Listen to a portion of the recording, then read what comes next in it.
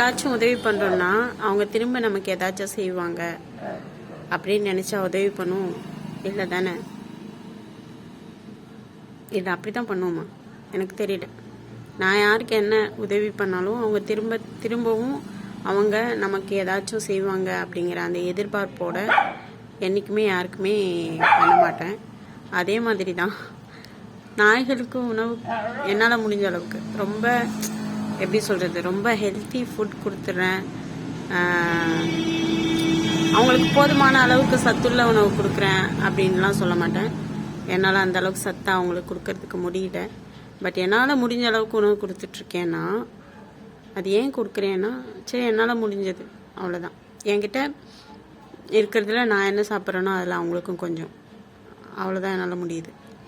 அந்த மாதிரி தான் கொடுக்குறேன். ஆனால் நாய்களால் எனக்கு திரும்பவும் பிரதிபலன் வரும் அப்படின்னு நான் எதிர்பார்த்து எதுவுமே செய்யலை.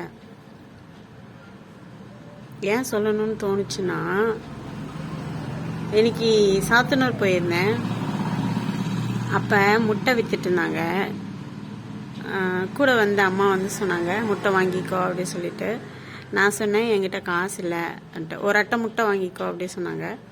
ஃபர்ஸ்ட்லலாம் வந்து நாய்களுக்காக முட்டை வாங்குவேன். அருணாச்சலா இல்லை அண்ணாமலையாரில் வாங்குவேன். அண்ணாமலையார் சூப்பர் மார்க்கெட்டில் வாங்குவேன். அந்த ஞாபகம் வந்து எனக்கு. அப்போ காசு இருந்தது, வாங்கினேன், நாய்களுக்காக வாங்கினேன். இப்போ ஒரு அட்டை முட்டை வாங்கிக்கோ அப்படி சொன்னப்போ நான் சொன்னேன் காசு இல்லை அப்படி சொல்லிட்டு. அப்போ பின்னாடி ஒரு நாய் ஓடி வந்துட்டு இருந்தாங்க. அப்போ சொன்னாங்க அவன் வாங்கி தருவான் பாரு அப்படி சொல்லிட்டு. அப்போ யோசித்தேன், அவங்க என்ன சொல்கிறாங்க, எனக்கு கிண்டல் பண்ணுறாங்க தானே நாய்க்கு சாப்பாடு கொடுக்கறதுனால. காசு எப்படி செலவு பண்ணிட்டா உனக்கு யார் கொடுப்பாங்க அப்படிங்கிற மாதிரி. எப்படியோ யாரோ கொடுக்க போகிறாங்க, இல்லை கொடுக்கலைன்னா என்ன கொஞ்ச நாள் பட்னியாக இருந்து சாக போகிறோம், அவ்வளோதானே. அதை பற்றிலாம் நான் யோசிக்கலப்பா. எனக்கு சொல்லணும்னு தோணுச்சு. என்ன சொல்ல வந்தேன்னு தெரியல, என்ன சொல்ல வரேங்கிறதே புரியல.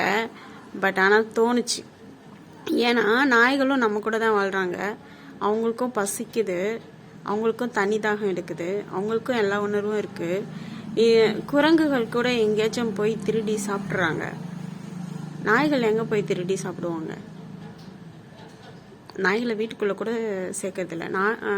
குரங்குகளுக்கு வந்து கொஞ்சம் எப்படி அவங்க தழை அந்த மாதிரிலாம் சாப்பிட்றாங்க. நான் ஃபஸ்ட்டு அவங்க கூட பாவம், அப்படி அவங்க கூட பாவம் தான். ஏன்னா அவங்களுக்கு வந்து மருத்துவ ரீதியான உதவி வந்து கிடைக்கிறது இல்லைல்ல. திடீர்னு பார்த்தா வால் கட்டாயிட்டு இருக்கும், கை கட்டாயிட்டு இருக்கும்.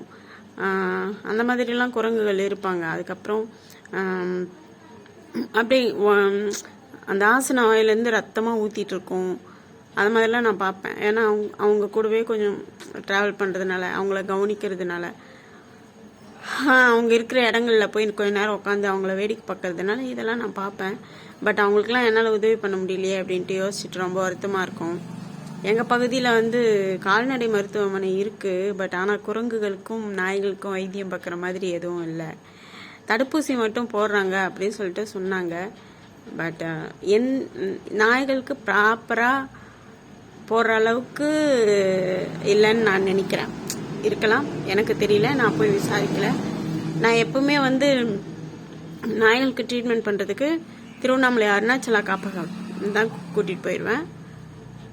அதனால் எனக்கு இதை பற்றி தெரியல இங்கே கவர்மெண்ட் ஹாஸ்பிட்டலில் பண்ணுறாங்களான்னு. ஆனால் எந்த கவர்மெண்ட் ஹாஸ்பிட்டல்லையும், அதாவது எந்த அரசு கால்நடை மருத்துவமனையிலையும் ப்ராப்பராக நாய்களுக்கும் குரங்குகளுக்கும் மற்ற ஆடு மாடு கோழி இதுக்கு மட்டும்தான் பண்ணுறாங்க. ஏன்னா அது வந்து பணத்தோடு தொடர்புடைய உயிரினங்கள், அதனால் லாபம் வருது மக்களுக்கு, அது பண்ணுறாங்க.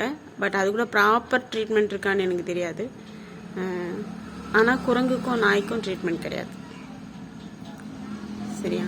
அதுக்காக வந்து அந்த அளவுக்கு ட்ரீட்மெண்ட் பண்ணுற அளவுக்கு நம்ம கால்நடை மருத்துவமனைகளில் வசதி கிடையாது.